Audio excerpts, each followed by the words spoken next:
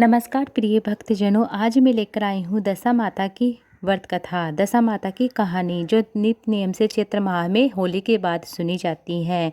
दशा माता की व्रत कथा की पौराणिक कथा के अनुसार प्राचीन समय में राजा नल और दमयंती रानी की सुखपूर्वक राज्य करते थे। उनके 2 पुत्र थे। उनके राज्य में प्रजा सुखी और संपन्न थी। एक दिन की बात है, उस दिन होली की दशा थी। एक ब्राह्मणी राजमहल में आई और रानी से बोली, दशा का डोरा ले लो। बीच में दासी बोली, हाँ रानी जी साहिबा, आप भी अपनी सुहागिन महिलाएं दशा माता के पूजन और व्रत करती हैं।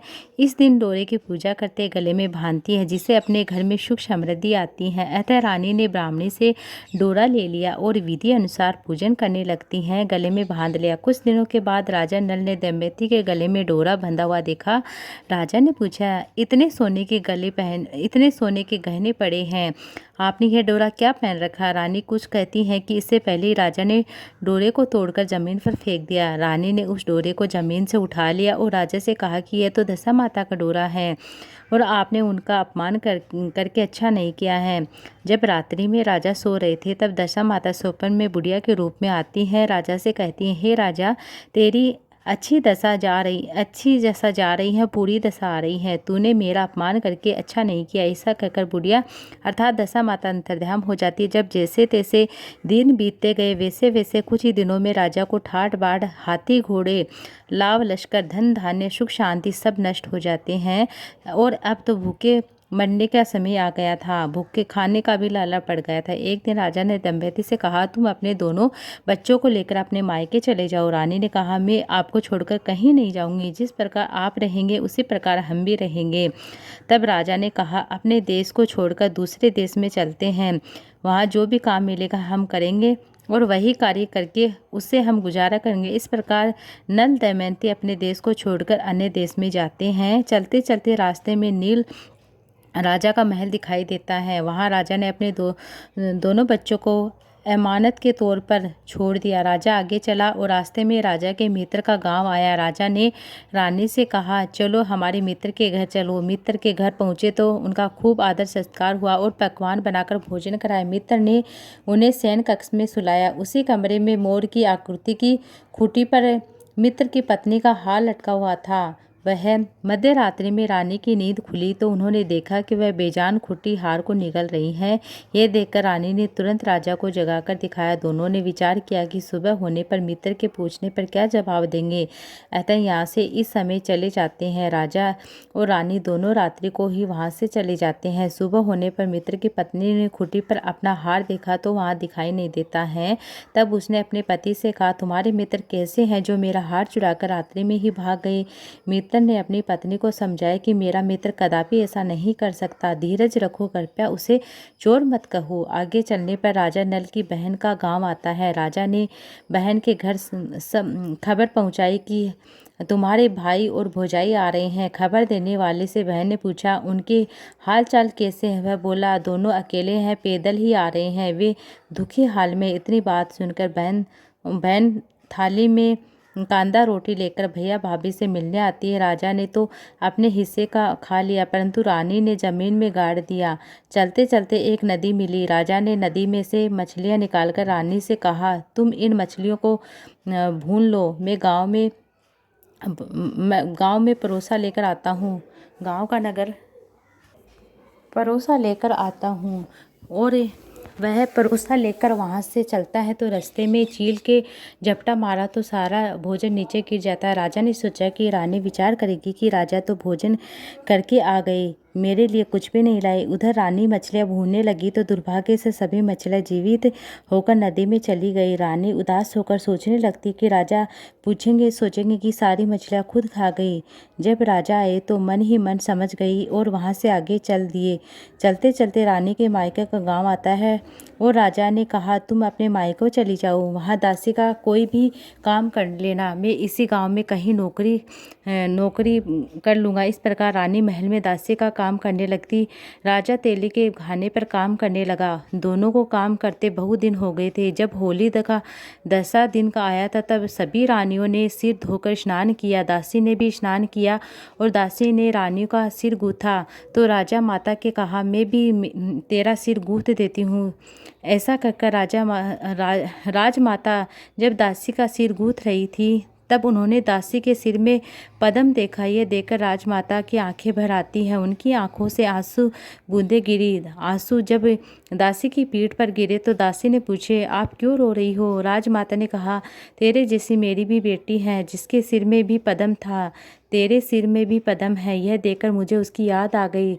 तब दासी ने कहा, मैं भी आपकी बेटी हूँ। दशा माता के कोप से मेरे बुरे दिन चल रहे हैं, इसलिए यहाँ चली आई। माता ने कहा, बेटी तूने यह बात हमसे क्यों छिपाई? दासी ने कहा, माँ मैं सब कुछ बता देती तो मेरे बुरे दिन नहीं कटते। आज मैं दशा माता का व्रत करूँगी तथा उनसे गलती की क्षमा याचना मांगूंगी। अब तो राजमाता ने बेटी से पूछा, हमारे जमाई राजा कहाँ है? बेटी बोली, वे इसी गाँव में किसी तेली के घर में काम कर रहे हैं। अब गाँव में उनकी खोज कराई तो उन्होंने महल में लेकर आए। जमाई राजा को स्नान कराया, नए वस्त्र पहनाए, पकवान बनाकर उन्हें भोजन कराया।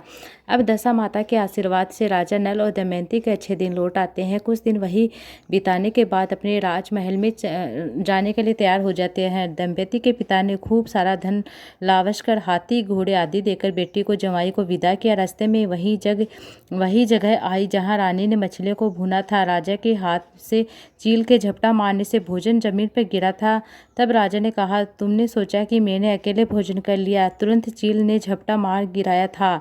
अब रानी ने कहा, आपने सोचा होगा कि मैंने भुनी हुई मछली अकेले ही खा ली, परंतु वे तो जीवित होकर नदी में चली गई थी। चलते चलते अब राजा की बहन का गांव आता है। राजा ने बहन के यहाँ खबर भेजाई कि खबर देने वाले से पूछा कि उनके हालचाल कैसे। उन्हें बताया कि वे बहुत अच्छी दशा में हैं, उनके साथ हाथी घोड़े लावस्कर हैं।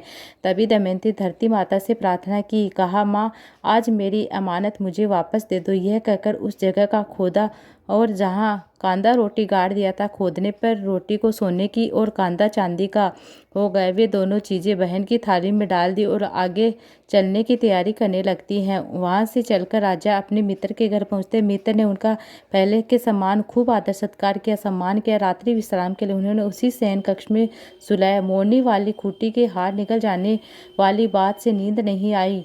आधी रात के समय वही मोरनी वाली खूंटी हाल उगलने लगी थी और राजा ने अपने मित्र को जगाया और रानी ने मित्र की पत्नी को जगाया और आपका हार तो इसने निगल लिया था। आपने सोचा कि हार हमने चुराया। इससे दूसरे दिन प्रातःकाल नित्य क्रम से निपट वहाँ से वे चले दिए और नील राजा ने वहाँ पहुँचे और अपने पुत्रों को मांगा और भील राजा ने देने से मना कर दिया। गाँव के लोगों ने उन बच्चों को वापस से दिलवाया। नल दंपति अपने बच्चों को लेकर अपनी राजधानी निकट पहुँचते। नगरवासियों ने लावस्कर के साथ उन्होंने आते हुए देखा। सभी ने बहुत स्वागत किया और गाजे बाजे के साथ उन्हें महल में ले जाते हैं। राजा का पहले जैसा ठाट बाट हो गया था। राजा ने दमयंती पर दशा माता ने पहले कोप किया था, इसी किसी की दशा मत करना, और बाद में जैसी कृपा करी वैसी सब पर करना। ये थी दशा माता की कथा जो होली के बाद सभी को सुननी चाहिए।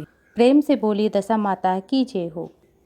एक समय की बात है और सभी कहानियों के बाद गणेश जी का कहानी जरूर सुनना चाहिए। अब मैं आपको गणेश जी कहानी सुनाने जा रही हूँ। एक बुढ़िया माई थी, वह बहुत ही गरीब और दृष्टिहीन थी। उसकी आंखें नहीं थी। उसके एक बेटा एक बहू थे। वह बुढ़िया माई सदैव गणेश जी की पूजा किया करती थी। एक दिन गणेश जी प्रकट होकर बुढ़िया माई से बोलते, बुढ़िया माई तू जो मांगेगी सो मैं दे दूंगा। बुढ़िया माई बोली, मुझसे तो मांगना भी नहीं आता है, कैसे मांगूं?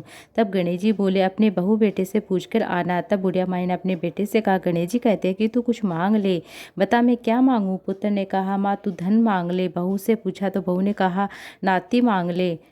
तब बुढ़िया ने सोचा कि मैं तो सब अपने अपने मतलब की बात कह रहे हैं। अतः उस बुढ़िया ने पड़ोसी से पूछा तो उन्होंने कहा कि बुढ़िया माई तू थोड़े दिन के लिए जिएगी, क्यों धन मांगे, क्यों नाती मांगे, तू अपने आंखों की रोशनी मांग ले, जिससे तेरी जिंदगी आराम से कट जाएगी। इस पर बूढ़िया बोली, यदि आप प्रसन्न है तो मुझे 9 करोड़ की माया दे, निरोगी काया दे, अमर सुहाग दे, आंखों की रोशनी दे, नाती दे, पोते दे, सब परिवार दे, खुशी दे, अंत में मोक्ष दे। यह सुनकर गणेश जी बोलते हैं, बुढ़िया माई तूने तो हमें ठग लिया, फिर भी तू जो मांगी है वह तेरा वचन अनुसार सब कुछ मिलेगा। यह कहकर गणेश जी अंतर्ध्यान हो जाते हैं। उधर बुढ़िया माई ने जो कुछ मांगा था सब कुछ उसके घर में हो जाता है। हे गणेश जी महाराज, जैसा बुढ़िया माई को दिया वैसा सबको दिया देना। जो कथा को सुनता है, हुकारा बढ़ता है, सुनाता है, सभी के कामनाएं पूर्ण करना। ये थी आज की कथा। उम्मीद आपको अच्छी लगी। वीडियो अच्छी लगी तो वीडियो को लाइक ज़्यादा से ज़्यादा शेयर कीजिए।